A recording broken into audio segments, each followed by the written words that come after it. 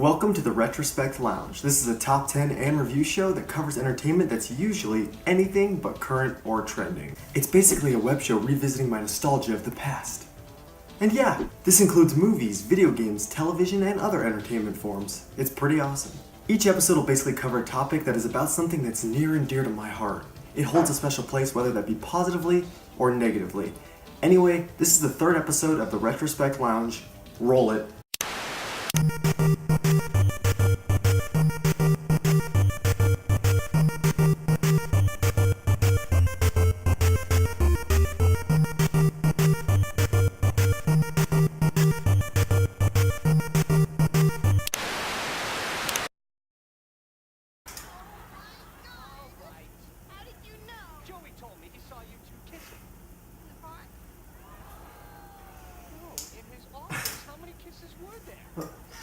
Just shut the hell up. Shut the hell up. One thing I hate is when you're watching a great show, you're really getting into it, and then one character just ruins the whole thing. Just like that, their screen presence digs into your eyes and moves its way downward into your soul. Or something less dramatic than that. But it does feel like that. Each episode that you watch, one by one, it's like the character is taking a piece of that soul.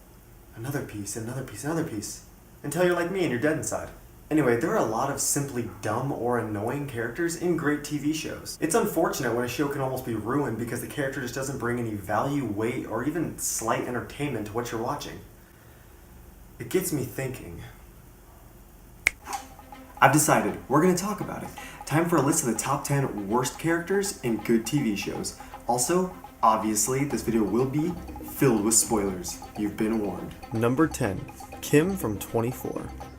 This girl was by all definitions stupid. Kim was simply a character so hard to watch because she's so dumb with the choices that she made throughout the show. Her reason for being in the show was mainly plot. And to put it more specifically, it was to drive the plot, stall the plot, put a roadblock in the plot. That was really what she was there for. The entire first season had a side thing going on where she was kidnapped and now her father, Jack Bauer, needed to find her and save her while already dealing with everything he had going on. Like, you know, keeping a presidential candidate safe. Real stuff. Important stuff.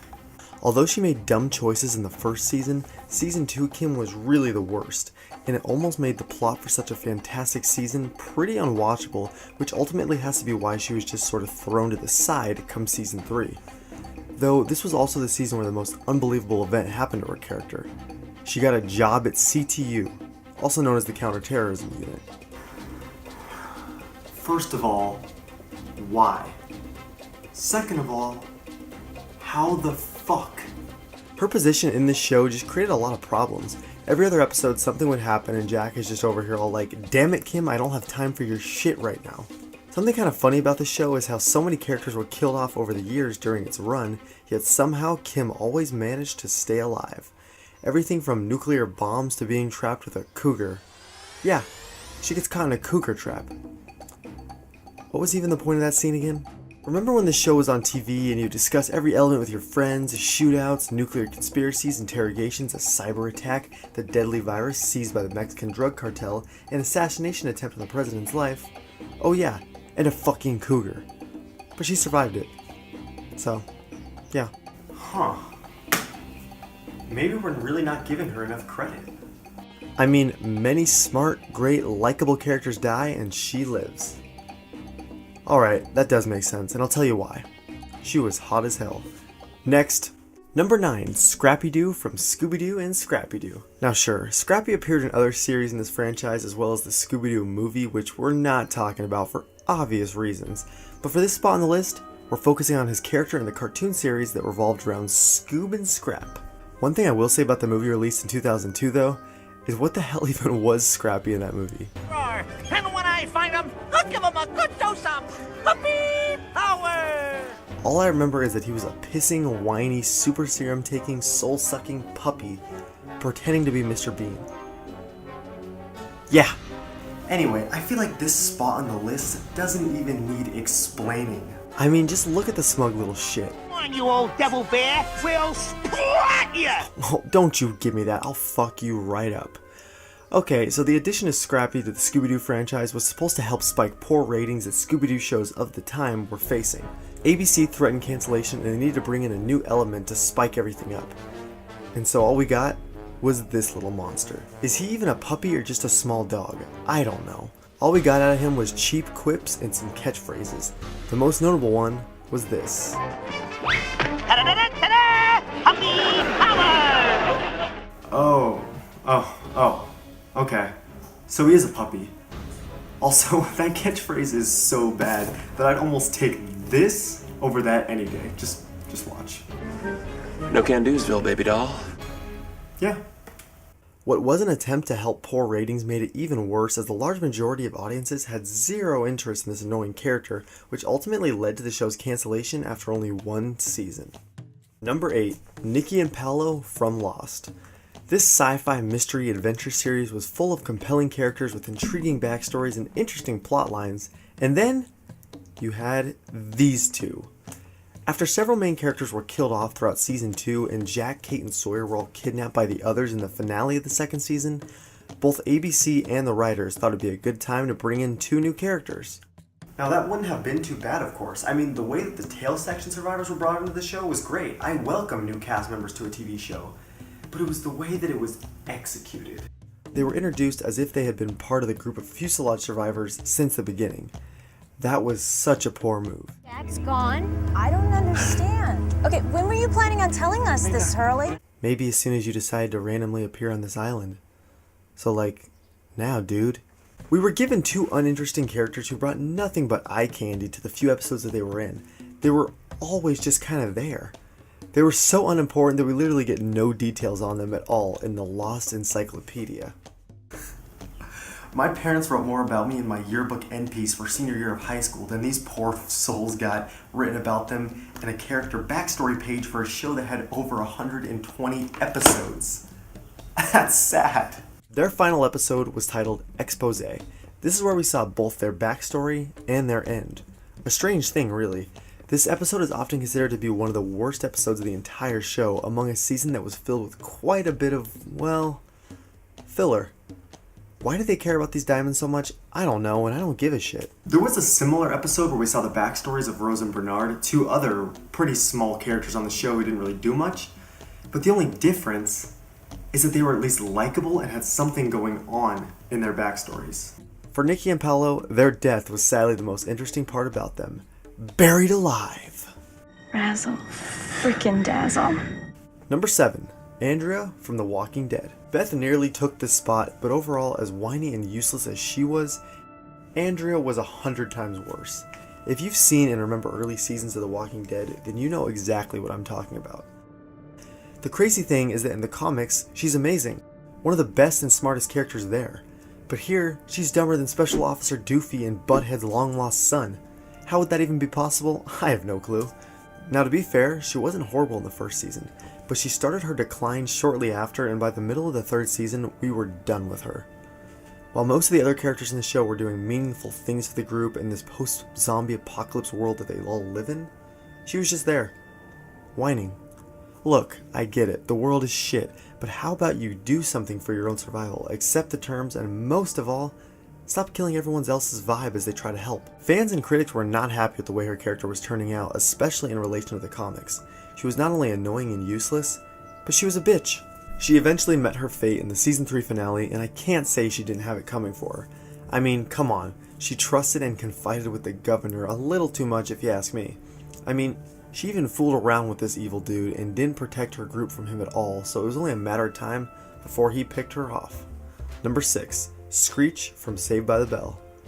There's a lot of kid characters that probably don't annoy you as much when you watched them as a child, but my god, this guy actually might have earned that title. I feel like even kids would find this guy absolutely unbearable, to be honest. Every time he's on screen, you just want to skip the scene, you really do.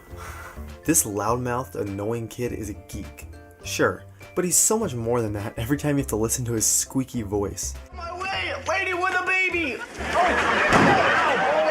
Oh, his foot! It really makes you wonder if this kid maybe deserved even a little bit of what was given to him. Note, I don't endorse bullying of any kind, and if you do it, you're probably just an asshole. Thanks, bye. Subscribe? He was like a white Steve Urkel, really, except not as smart.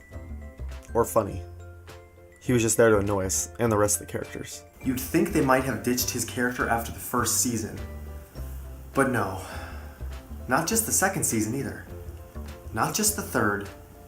He's in the entire series as a lead character. Something is just not right here. This dude hasn't done much since the show, and it's no surprise when he started his character as a whack-ass nerd who called himself Screech. He even got in trouble with the law for stabbing a dude. Stabbing a dude. Like, what the fuck? Number 5. Janice from Friends.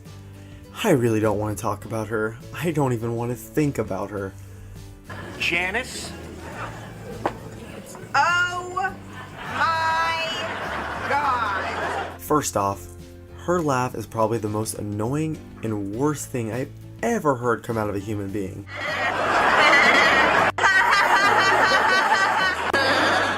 It's nasally, it's loud, and it makes you cringe. If my car's fucking fuel ran on this woman's irritating laugh, I'd have a tapped out source to replace gas forever. I'd never have to buy gas again. I'd be set for life. I never found her to be funny, and oftentimes I was just annoyed by her scenes and wanted them to be over. She's that bad. Just hearing her voice for 1 second ruins it for me. This is one of my favorite shows of all time, and one of the only downsides that I've always said I've noticed about the show is her. Why is she in every fucking season at least once? Was that really necessary? At all? Chandler and Janice's on-again, off-again relationship was super frustrating for fans. Their personalities never meshed well at all either, so I never understood why they got back together even once. Also, he would date her for like a day and then break up with her, leaving us wondering not only why Chandler is so indecisive, but also why we have to listen to her yet again right now during the episode. And when Ross got together with her, what was even the reason behind that plotline? Although, I will admit, this scene pretty much sums up the whole thing. So you're saying I've become so whiny that I annoy you, Janice? Well, yeah! Oh my God. Number 4. Fred from Fred the Show. Just kidding, that show is shit and so are you, Fred. Number 4. Loras Tyrell from Game of Thrones. There are plenty of characters that people hate in Game of Thrones, from Tommen Baratheon to Theon Greyjoy. I hope I said those both right, but this is the spot on the list that I'm going to go with Loras Tyrell. Way before Finn Jones disappointed Marvel fans with Iron Fist, he played another character that was almost just as poor. The writing for his character was bad for sure, but Jones just didn't help the character out one bit, as he didn't bring anything redeeming to portraying him. He turned him into this bratty little thing, which is something that fans just didn't care for. There have been a lot of pathetic and useless characters on Game of Thrones, but he really does take it all when it comes to just being plain miserable for the viewer to watch. This was a character that was likable and charming in the book, but here, he's just stupid. And he's an animal. On the page, Loras joins Kingsguard after Renly dies because of the loss and heartbreak at the situation, because he may never love anyone else. It's beautiful, really. It's tragic, but here, he jumps on the first piece of man meat he sees. I mean, damn! Plus, it was just an obvious trap in the first place that simply leads to his entire house's downfall. Number 3. Marie from Breaking Bad. I absolutely hated the character of Skylar in Breaking Bad, but looking back, most of the time I can get where she's coming from with her choices and actions. But her sister Marie? Huh. Well, that's a different story. All Marie did during the entire run of the show was consistently worry about every little detail and event, and not just the stuff that made sense to worry about. The dumb stuff, too. It became annoying and tedious for us viewers to put up with it.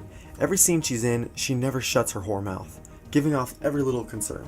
After a while, she just didn't even make sense anymore. I always honestly viewed her as simply a bored, pretentious housewife. She had a lot of pride too, for someone who, sorry to break it to you honey, ain't that special. You're nothing to brag about. She didn't do shit for the show or her fellow characters, except steal that tiara, of course, like that made sense. There's so much that happens in this show that progresses it along, very important details, yet anytime her scenes showed up, we pretty much knew it'd either be quick filler or her bitching about something to Hank to drive the plot in reverse. We have much more to worry about than whatever is on your mind, Marie. Number 2. Dawson from Dawsons Creek. For the title character of the show, you'd expect a little more, but what you're given is a guy who had romantic relationships that aren't believable, and most of the time you just couldn't watch him do some of the things that he did to himself. The way the character spoke was nothing like a teenager at all. He talked as if he was a living, walking essay at times. The writers really screwed up here. They had him comparing and going on rants about how his own emotional problems related and connected with film tropes. The way he spoke was just too much, and it made the character actually seem dull, which is something that I'm sure that they weren't going for. Probably the opposite of that. He had to relate everything to an aspect in film. Now, I love Kevin Williamson, the creator and writer of the 1996 hit slasher Scream. Now, Scream consisted of a lot of self-aware, hip, modern movie talk where the characters knew they knew the tropes of movies, the cliches, all that. And I feel like Williamson really took this to a new level when he tried to bring it into a TV show. He was like, it works there, so let's try it on the small screen. It just didn't work the same way, and I think that it is almost as if he tried too hard to recreate the sort of thing he was able to bring out with Scream through this character. It just didn't work out the same way, and it wasn't as relatable as it had been before. Dawson was the proof of that. Another big problem with his character is the way that he would break out into rage the second he gets any criticism on his filmmaking. Guess what, buddy? Hate to break it to you, but that's the name of the business. That's what it's all about. And your filmmaking style in general? I don't think so, pal. Number 1, Randy from That 70s Show. After season 7 of this show ended, everything really went downhill. Keep in mind that the series really should have ended after this season. Season 8, the final season, was just an absolute miserable train wreck. Besides the intro.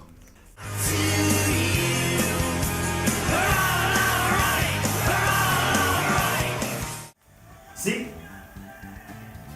That was cool. I mean, wasn't great, but still. But Eric was gone now after he moved to Africa when really Topher Grace just wanted off the show to pursue his movie career. In other words, Venom and Spider-Man 3. Yep. But then later on, Kelso left the show also after only a few episodes of the last season because Ashton Kutcher wanted off the show. It was all a mess. From Jackie and Fez eventually getting together to just really dull plot lines, this was the worst season by far. The big question I've always had about everything though was why did the gang still hang out in Eric's basement after he was gone? T-shirt? What a lousy present. It even says so right on the present. The worst part of everything was Randy. He was originally cast with the intention to replace Topher Grace and play Eric, but they ended up just introducing a new character that he played while Eric left. There was a different planned character, Charlie, who was introduced at the end of season 7, but after he wanted off the show too to pursue another TV show, they killed him off in the first episode of season 8. It's not like anyone's ever died falling off the water tower. And so they renamed it the Charlie Richardson Memorial Water Tower. Okay, what the fuck? Killing him off a little extreme. Anyway, back to Randy. He became the new guy in the circle and he was infinitely annoying. He was poorly written, the actor tried way too hard, the character was shallow and bland, and he couldn't live up to Eric and Kelso's characters that we had seen and loved over the last 7 seasons. Plus the hair. Why does his hair exist? As Redditor Dr. Knight bluntly put it, horrible character, useless, I hope Red kicked his ass. Have a question, comment, or concern? Or maybe you just want to know more about upcoming videos? Check me out and follow me on Twitter for exclusive updates and more.